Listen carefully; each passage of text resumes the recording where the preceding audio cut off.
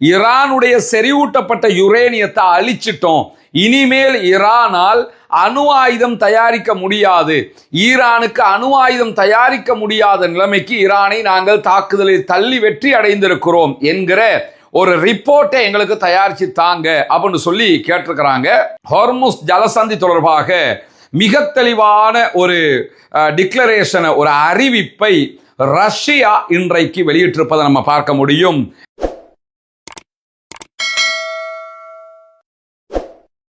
அன்பிற்கினிய சகோதர சகோதரிகளை, நம் அனைவர் மீதும் ஏக இறைவனுடைய அமைதியும் கருணையும் உண்டாகட்டுமாக என்கிற உயரிய பிரார்த்தனைகளோடு தொடர்ச்சியாக மத்திய கிழக்கிலே காசாவில் ஆரம்பித்து ஈரான் வரைக்கும் பலவிதமான தாக்குதல்களையும் நடத்தி தாங்கள் தான் மத்திய கிழக்கினுடைய மிக முக்கியமான பவர்ஃபுல் கண்ட்ரியாக இருக்கிறோம் என்பதை நிலைநிறுத்துவதற்காக இஸ்ரேல் படாத பாடுபட்டதையும் அதற்கு துணையாக அமெரிக்காவை அழைத்து கொண்டதையும் நம்ம தொடர்ச்சியாக பார்த்து வருகிற சந்தர்ப்பத்தில் ஈரானுக்குள் தாக்குதல் நடத்தி ஈரானுடைய அணு திட்டங்களை நாங்கள் அழிக்கப் போகிறோம், ஈரான் அணு ஆயுதத்தை தயாரிப்பதற்குரிய யுரேனியத்தை செறிவூட்டி கொண்டிருக்கிறது என்கிற செய்திகளை எல்லாம் தொடர்ந்து இஸ்ரேலிய பிரதமர் பெஞ்சமின் நெதன்யாகு சொல்லி வந்தார்.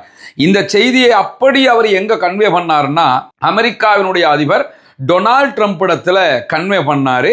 அவரை கன்வின்ஸ் பண்ணி எப்படியாவது ஈரான் மேல நம்ம ஒரு அட்டாக்கை பண்ணணும்னு சொல்லி ஒரு பெரிய தாக்குதலுக்காக ஈரானுக்கு எதிராக அமெரிக்காவையும் கொண்டு வந்து மத்திய கிழக்குல ஒரு பாரிய யுத்தத்தை நடத்தியும் முடித்தார்கள்.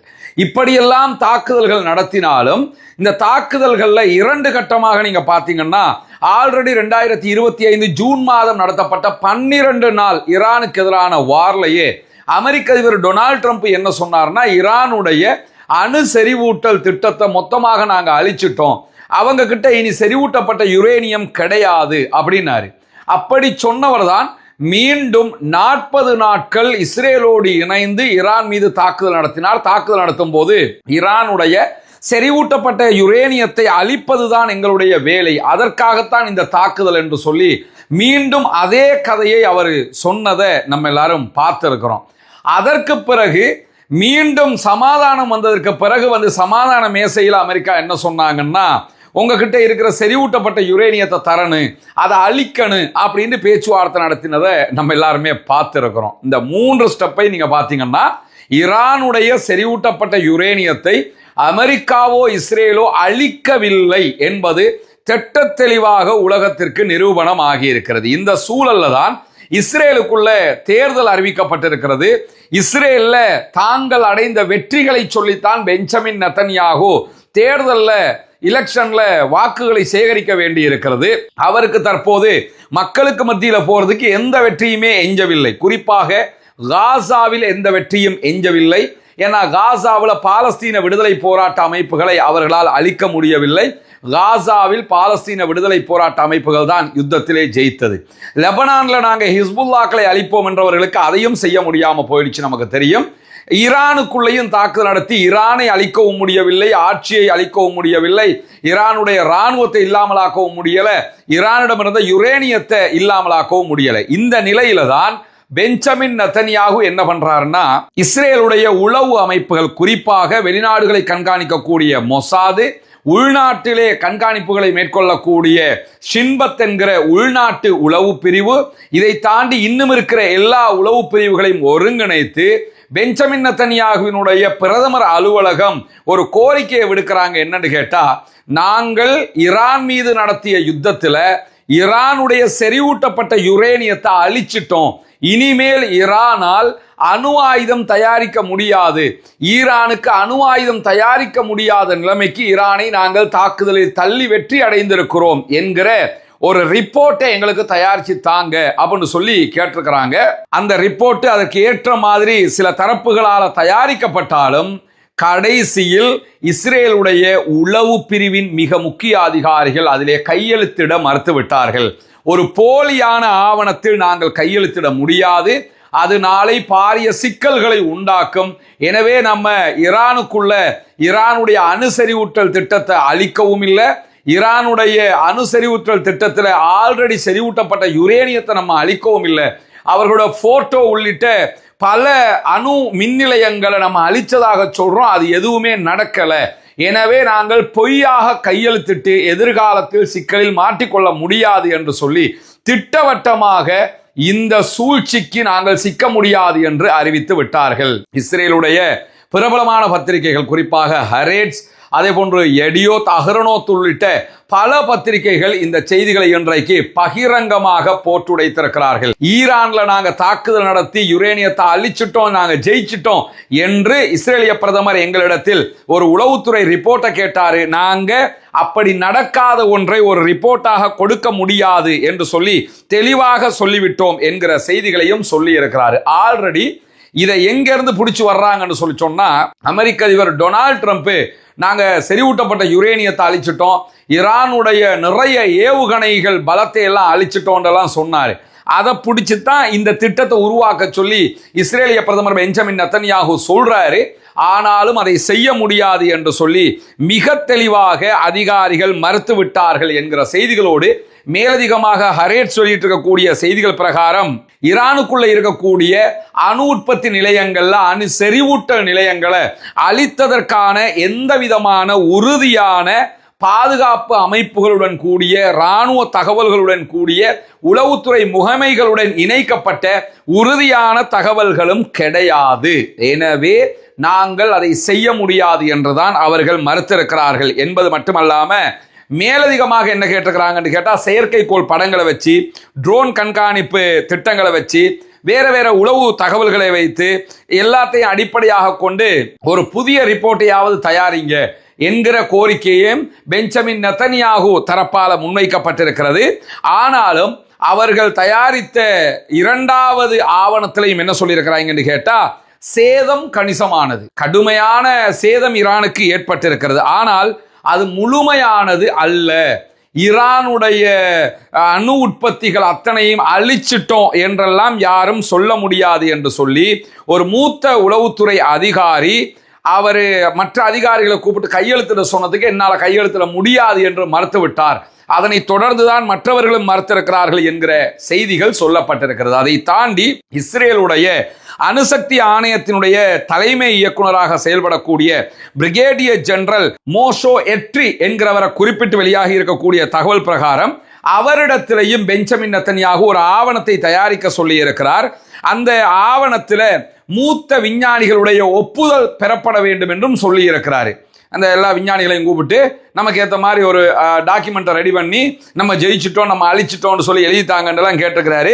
விஞ்ஞானிகள் ஆரம்பத்தில் இதுக்கு கையெழுத்திட மறுத்துட்டாங்க. ஆனால் பிற்பட்ட நாட்களில் சில மாறுதல்களோடு ஒரு சில தகவல்களை ஒப்புக்கொண்டார்கள் என்று சொல்லக்கூடியவர் என்ன சொல்றாருன்னு கேட்டா, போர்ட்டோ செறிவூட்டல் நிலையம் பயன்படுத்த முடியாத அளவுக்கு தாக்கப்பட்டு விட்டது என்பதை நாங்கள் ஒப்புக்கொள்ள மாட்டோம், அதையெல்லாம் ஒப்புக்கொண்டு கையெழுத்திட முடியாது அப்படின்னு இருக்கிறாங்க. ஈரானுடைய அணுசக்தி திறன்கள் பல ஆண்டுகள் பின்னுக்கு தள்ளப்பட்டு விட்டன என்கிற வாசகத்தையும் நாங்கள் ஏற்றுக்கொள்ள முடியாதுன்னு இருக்கிறாங்க. பல வருஷத்துக்கு நீ ஈரானால தலையெடுக்க முடியாது, அணு ஆயுதத்தை செய்யவே முடியாது என்றெல்லாம் சொல்ல முடியாது. இதெல்லாம் சொல்லாம வேற எதையாவது சொல்றதா தான் நாங்கள் சொல்றோம் என்றுதான் அணு விஞ்ஞானிகளும் சொல்லி இருக்கிறார்கள் என்கிற செய்திகள் வெளியாகி இருக்கிறது. நம்ம ஏற்கனவே தெரிந்து கொண்ட விஷயம்தான், ஈரானுக்குள்ள செறிவூட்டப்பட்ட யுரேனியம் 440 கிலோகிராமுக்கு மேலே இருக்கு. இதுல 9 தொடக்கம் 11 வரைக்குண்டான அணு ஆயுதங்களை தயாரிக்க முடியும் என்று சொல்லப்படுகிற நிலையில தான் தற்போது பெஞ்சமின் நெதன்யாகு அதை அழித்து விட்டதாக அவர் ஒரு உரிமை கோர நினைத்தார். அவருடைய உளவுத்துறையே அதற்கு மறுத்துவிட்டது என்கிற செய்திகள் வெளியாகி இருப்பதை நம்ம பார்க்க முடிகிற இதே நேரத்தில் சற்று நேரத்துக்கு முன்பதாக வெளியாகி இருக்கக்கூடிய ஒரு தகவல் பிரகாரம் யமனுடைய பாபல் மந்தப் கடல் எல்லைக்குள்ளாக ஒரு கப்பல் மீது தாக்குதல் நடத்தப்பட்டிருக்கிறது என்கிற செய்திகள் வெளியாகி இருக்கிறது. ஹுதைதாவில் இருந்து தென்மேற்கே 30 கடல் மைல் தொலைவுல இந்த கப்பல் மீது தாக்குதல் நடத்தப்பட்டிருக்கிறது என்று சொல்லியும், அடையாளம் காண முடியாத ஆயுத குழு ஒன்று தாக்குதல் நடத்துகிறது என்று சொல்லியும் இன்றைக்கு பிரித்தானிய கடல்சார் அமைப்பு வெளியிட்டிருக்கக்கூடிய செய்தியை அனடோலு நியூஸ் ஏஜென்சி ஆதாரம் காட்டியிருப்பதையும் நம்ம அவதானிக்க முடியும். இந்த இடத்துல என்ன கவனிச்சுக்கிறோம் கேட்டா, இந்த தாக்குதல் யமனுடைய ஹூத்திகள் செய்ததாக எந்த ஒரு குறிப்புகளும் கிடைக்கல. அந்த எல்லைக்குள்ளாக சோமாலிய கடற்கொள்ளையர்கள் என்று அறியப்படுகிறவர்களும் இப்படி கப்பல்கள் மீது தாக்குதல் நடத்துவது அதிகரித்து வருகிறது. அப்படியான ஒரு தாக்குதலாக கூட இந்த தாக்குதல் இருக்கலாம் என்கிற செய்திகளுக்கு மத்தியில ஈரானுடைய முன்னாள் ஆன்மீக தலைவர் ஆயத்துல்லா அலி ஹாமனியினுடைய ஜனாசா அடக்கத்திற்கான பணிகள் மும்முரமாக நடைபெற்று வருவது நமக்கு தெரியும். இந்த நிலையில ஹொர்முஸ் ஜலசந்தி தொடர்பாக மிக தெளிவான ஒரு டிக்ளரேஷனை, ஒரு அறிவிப்பை ரஷ்யா இன்றைக்கு வெளியிட்டிருப்பதை நம்ம பார்க்க முடியும். ஆயத்துல்லா அலி ஹாமனியினுடைய ஜனாசா அடக்கத்தில் பங்கெடுப்பதற்காக ரஷ்யாவினுடைய பாதுகாப்பு கவுன்சிலுடைய துணைத் தலைவராக செயல்படுகிற டிமிட்ரி அவர்கள் பங்கெடுத்திருந்தாரு. அங்க பங்கெடுத்ததற்கு பிறகு அவர் ஊடகங்களுக்கு பேசும்போது என்ன சொல்றாருன்னு கேட்டா, ஹொர்முஸ் ஜலசந்தியை கட்டுப்படுத்துகிற ஈரானுடைய பவர்ங்கிறது அணுசக்திக்கு நிகரான பவராக இருக்கிறது. ஈரான்ட்ட அணுசக்தி இல்லை, ஆனா அணுசக்தி உருவாகி விட்டது என்றால் எவ்வளவு பவர் இருக்குமோ அதே அளவுக்கு உண்டான பவர் இப்ப அவங்க கிட்ட கையில இருக்குது. ஹொர்முஸை பிளாக் பண்ற பவர், அணுசக்தி வந்துச்சுன்னா டபுள் பவர் ஆயிரும். அணுசக்தி பவரும் இருக்கும், ஹொர்முஸை பிளாக் பண்ணுகிற பவரும் வந்துடும். எனவே ஹொர்முஸை மூடுகிற அளவுக்கு ஈரானுக்கு பவர் இருக்கிறது. இந்த பவர்ங்கிறது அணுசக்திக்கு நிகரான ஒரு சக்தியாக, ஆற்றலாக ஈரானிடத்தில் இருப்பதை நம்ம பார்க்க முடியும் என்று சொல்லக்கூடியவர், ஒரு பரந்துபட்ட தாக்குதலுக்கு தயாராகிற எந்த நாடும், ஈரானோடு இனிமேல் யுத்தத்தை நினைத்து பார்க்கிற எந்த நாடுகளும் ரொம்ப கவனமாக இருக்கணும். ஏன்னா ஈரான் நினைத்தால் நம்ம அத்தனை பேருக்குமே எண்ணெய் கிடைக்காத வகையில் பிளாக் பண்ண முடியும் என்கிற ஒரு பலம் அவர்களிடத்தில் இருக்கிறது என்று அவர் சொல்லி இருக்கிறது மட்டுமல்லாம, ஆயத்துல்லா அலி ஹாமனியினுடைய ஜனாசா நிகழ்வுல பங்கெடுத்து விட்டு அன்றைய நாளிலேயே அவர் ஈரானுடைய அதிபர் மசூத் பெசக்ஷியன் அவர்களையும் சந்தித்து கலந்துரையாடல்களில் ஈடுபட்டிருக்கிறார் என்கிற செய்திகளும் வெளியாகி இருக்கிறது. இப்படியான சூழல்ல தான் அக்டோபர் 7ஆம் தேதி பாலஸ்தீன விடுதலை போராட்ட அமைப்புகள் இஸ்ரேலிய ஆக்கிரமிப்பு இராணுவத்தையும் இஸ்ரேலிய ஆக்கிரமிப்பு பகுதிகளையும் இலக்கு வைத்து தாக்குதல்களை நடத்தி இருந்தது. அதனைத் தொடர்ந்துதான் ஒரு பாரிய யுத்தமாக அது மாறியதெல்லாம் நமக்கு தெரியும். இந்த தாக்குதல் விவகாரத்தில் நாங்கள் பாலஸ்தீன விடுதலை போராட்ட அமைப்புகளை குறைத்து மதிப்பிட்டு விட்டோம், அவர்களுடைய பலத்தை எங்களால் புரிந்து கொள்ள முடியாமல் போய்விட்டது அப்படின்னு சொல்லி இன்றைக்கு ஜெரிகோ வால் விசாரணை என்கிற இஸ்ரேலால் நியமிக்கப்பட்ட விசாரணை ஆணையத்தினுடைய மிக தெளிவான அறிவிப்பு வெளியாகி இருக்கிறது. பாலஸ்தீன விடுதலை அமைப்பினுடைய பலத்தை இஸ்ரேலிய உளவு தகவல்கள் குறைத்து மதிப்பிட்டு விட்டது. பாலஸ்தீன விடுதலை அமைப்பால் இனிமேல் இஸ்ரேலை தாக்க முடியாது என்கிற அளவுக்கு பெரிய நம்பிக்கைக்குள்ள நாங்கள் போயிட்டோம். ஆனால் அந்த நம்பிக்கை பிழையானது என்பதை மிக தெளிவாக இன்றைக்கு ஜெரிகோ வால் என்கிற அவர்களுடைய விசாரணை ஆணையத்தினுடைய தகவல்களை வெளியிட்டிருப்பதை நம்ம அறிய முடிகிற அதே நேரம், பாலஸ்தீனத்தின் மீதான இஸ்ரேலிய ஆக்கிரமிப்பு இராணுவத்தினுடைய 2 ஆண்டுகால யுத்த காலத்துல பாலஸ்தீன மக்களுக்காக அரும்பெரும் சேவைகளை செய்த ஒருவர் தான் டாக்டர் அபு சஃபியா அவர்கள். இவர்தான் அங்கிருக்கக்கூடிய எல்லா மருத்துவமனைகளையும் ஒருங்கிணைத்து குழந்தைகள், பெரியவர்கள், முதியவர்கள் வரைக்கும் மருத்துவ சிகிச்சைகளை கொடுத்து கொண்டே இருந்தார். காசாவினுடைய நவீன கால மருத்துவத்தின் தந்தையாக போற்றப்படுகிறவர் தான் இந்த டாக்டர் அபு சஃபியா அவர்கள். டாக்டர் அபு சஃபியா அவர்களை யுத்த நேரத்திலேயே இஸ்ரேலிய ஆக்கிரமிப்பு படைகள் கைது செய்திருந்தன. கைது செய்திருந்தவர் இஸ்ரேலுடைய கடும் கொடுமையான சிறைகளில் அடைக்கப்பட்டிருக்கக்கூடிய சந்தர்ப்பத்தில் அவரை சந்திப்பதற்காக 2-3 நாட்களுக்கு முன்பதாக அவருடைய வக்கீல் லாயர் போயிருந்தாரு. போனவர் ஊடகங்களுக்கு வெளியிலே வந்து பல செய்திகளை சொல்லியிருக்கிறார். அரெஸ்ட் பண்ணி உள்ள வைக்கப்பட்டிருக்கக்கூடிய டாக்டர் அபு சஃபியா அவர்கள் கடுமையான காயங்களோடும் உடல் ரீதியாகவும் மன ரீதியாகவும் கடுமையாக தாக்கப்பட்ட நிலையிலும் அவரை நான் பார்த்தேன் என்று சொல்லி இருக்கிறார். பார்த்த நேரத்தில் டாக்டர் அபு சஃபியா அவர்கள் லாயர் இடத்துல சொன்ன ஒரு முக்கியமான செய்தி என்னன்னு கேட்டா, நீங்கள் என்னை கடைசியாக பார்க்கும் தருணம் இதுவாகவும் இருக்கலாம், நான் ஜெயிலுக்குள்ளேயே கொல்லப்பட்டு விடலாம், இங்கேயே என்னுடைய உயிர் பிரிந்து விடும் என்கிற ஒரு கவலைக்குரிய செய்தியையும் அவர் சொல்லி இருக்கிறாரு.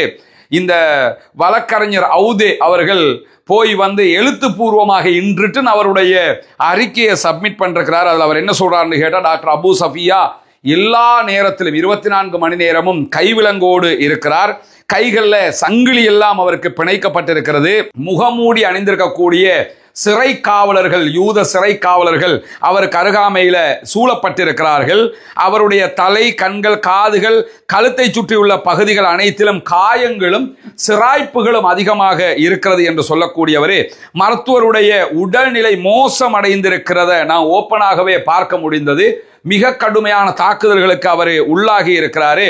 ஆரம்பத்தில் நான் அவர் அடையாளம் காண்றதுக்கே சிரமப்பட்டேன். நான் அவரை அடிக்கடி போய் பார்க்கிறேன். நான் இந்த வாட்டி போய் பார்க்கும்போது இவர் டாக்டர் அபு சஃபியாவா என்று அடையாளம் காண முடியாத அளவுக்கு அவர் உடல் ரீதியாக ரொம்பவே பலவீனப்பட்ட நிலைமையில இருக்கிறாரு என்கிற செய்திகளை சொல்லி இருக்கிறவரே என்னை சந்திக்கும் போது இதுதான் நீங்கள் என்னை கடைசியாக பார்க்கிற தருணமாக இருக்கிறது. தொடர்ந்து எனக்கு தாக்குதல் நடத்தப்படுகிறது, என்னை சுற்றி வளைத்து அடிக்கிறார்கள், சுத்தியல் உள்ளிட்ட ஆயுதங்களால் கூட என்னை தாக்குகிறார்கள். எனவே நான் இங்கேயே இறந்து விடுவதற்கான வாய்ப்புகள் தான் இருக்கிறது என்கிற செய்திகளை என்னிடத்தில் பகிர்ந்து கொண்டார் என்கிறார் டாக்டர் அபு சஃபியாவினுடைய வழக்கறிஞர் அவுதே அவர்கள். பாலஸ்தீன் அப்பாவிகளுக்காக தன்னையே தியாகம் செய்து தன்னுடைய குடும்பத்தையே தியாகம் செய்து மருத்துவ ரீதியாக போராடியவர் டாக்டர் அபு சஃபியா. அல்லாஹு தாலா அவருக்கு விடுதலை கொடுக்க வேண்டும். அல்லாஹு தாலா அவருக்கு மன உறுதியை கொடுக்க வேண்டும். அல்லாஹு தாலா அவருடைய செயல்கள் அனைத்தையும் பொருந்தி கொள்ள வேண்டும். அவருடைய செயல்கள் அத்தனைக்கும் அல்லாஹு தாலா உயரிய நன்மைகளை கொடுக்க வேண்டும் என்று தினமும் நாம் பிரார்த்திக்கவும் கடமைப்பட்டிருக்கிறோம். அவ்வளவு தியாகங்களை சுமந்த ஒரு மனிதராக டாக்டர் அபு சஃபியா அவர்கள் இருக்கிறார்கள் என்கிற நிலையில தான் பாலஸ்தீனத்தினுடைய போராட்ட அமைப்பின் தலைவர்கள் ஈரானுடைய மறைந்த ஆயத்துல்லா அலி ஹாமனி அவர்களுடைய ஜனாசாவை பார்ப்பதற்காக போயிருந்த நேரத்தில் ஈரானுடைய ஃபாரின் மினிஸ்டர் அப்பாஸ் அராக்சியோடு ஒரு சந்திப்பை மேற்கொண்டிருக்கிறார்கள். அந்த சந்திப்பின் போது ஈரானுடைய ஃபாரின் மினிஸ்டர் அப்பாஸ் அராக்சி அவர்கள் பாலஸ்தீன விடுதலை அமைப்பினரையும் அதே போன்ற ஹிஸ்புல்லாக்களையும் சந்தித்திருந்தார். சந்தித்த நேரத்தில் பாலஸ்தீனத்திற்கான ஆதரவு என்றைக்கும் எங்களிடத்தில் மாறாது, ஈரான் என்றைக்கும் பாலஸ்தீனத்திற்கு ஆதரவாக இருக்கும் என்கிற செய்திகளை சொல்லி இருக்கிற அதே நேரத்தில் லெபனானுடைய யுத்தத்தை முடிவுக்கு கொண்டு வருவதற்கு ஈரான் தொடர்ந்து முயற்சிக்கும் என்கிற செய்திகளையும் பகிர்ந்து கொண்டிருக்கிறார். எங்களுடைய ஆதரவு என்றைக்கும் பாலஸ்தீனத்திற்கு இருக்கும் என்கிற ஆறுதல் செய்தியாக மட்டும் அவர்கள் இதை சொல்லவில்லை. தொடர்ந்து பாலஸ்தீனத்திற்காக பல வழிகளிலும் அவர்கள் உதவுகிறார்கள் என்பதும் நாம தொடர்ந்து ஊடகங்கள் வழியாக பார்க்கக்கூடிய செய்தியாகவும் இருக்கிறது. எனவே பொறுத்திருந்து பார்ப்போம் என்னவெல்லாம் நடக்கிறது என்பதை. தொடர்ந்து இணைந்திருங்கள். ரஸ்மின் மயசி நியூஸ் மற்றும் ரஸ்மின் டாக்ஸ் ஆகிய 2 சேனல்களோடு வரக்கூடிய சர்வதேச செய்திகளின் உண்மை தகவல்களை உங்களுக்கு மத்தியிலே உடனுக்குடன் பகிர்ந்து கொள்வதற்கு தயாராக இருக்கிறோம். ஆக்கிரமிப்புகள் ஓய வேண்டும், ஆக்கிரமிப்பாளர்களும் ஓய வேண்டும் என்கிற உயரிய பிரார்த்தனைகளோடு ஆக்கிரமிப்பாளர்களுக்கு எதிராக தொடர்ந்தும் ஜனநாயக ரீதியாக குரல் எழுப்புவோமாக. வாஹர் தஅவானா அல்ஹம்துலில்லாஹி ரப்பில் ஆலமீன்.